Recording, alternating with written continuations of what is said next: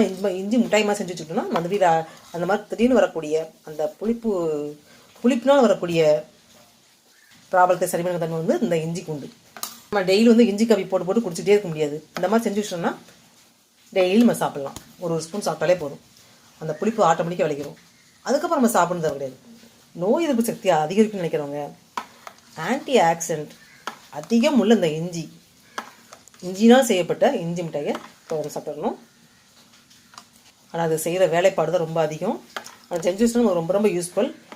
வச்சு சாப்பிட்டுட்டே இருக்கலாம். ஒரு வருஷம் கெட்டு போகாது, 2 வருஷம் அப்படி தான் இருக்கும். ஏன்னா வந்து இன்றைக்கி பார்க்க லிக்விடாக இருக்குது, நாளை பார்க்க கெட்டியாக உறவு தன்மை ஆயிரும். அப்படி வந்து கெட்டே போகாது. ஃப்ரிட்ஜெல்லாம் வைக்கணும் தேவை கிடையாது. ஹாஸ்டல் தங்கி படிக்கிறவங்க வெளியூர்லவங்களுக்குலாம் ஃப்ரிட்ஜ் இருக்காது. நம்ம வந்து அவங்களுக்கு வந்து ஸ்கூலில் படிக்கிற பிள்ளைங்களுக்கு வந்து அங்கே வந்து நம்ம அந்த ஃப்ரிட்ஜ் வசதி இருக்காது. இந்த மாதிரி செஞ்சு கொடுத்துடும்போது அவங்க வந்து வெளியே வச்சு சாப்பிடலாம். அதுதான் இந்த மாதிரி செஞ்சு காட்டியிருக்கேன். இந்த வீடியோ உங்களுக்கு வந்து ரொம்ப ரொம்ப யூஸ்ஃபுல்லாக இருக்கும். ஸ்டார்டிங்லேயே பாருங்கள். ராஜியா அதிகம் இந்த லிங்கை கிளிக் பண்ணி லைக் பண்ணுங்கள், சப்ஸ்கிரைப் பண்ணுங்கள். வீடியோவில் ஸ்கிப்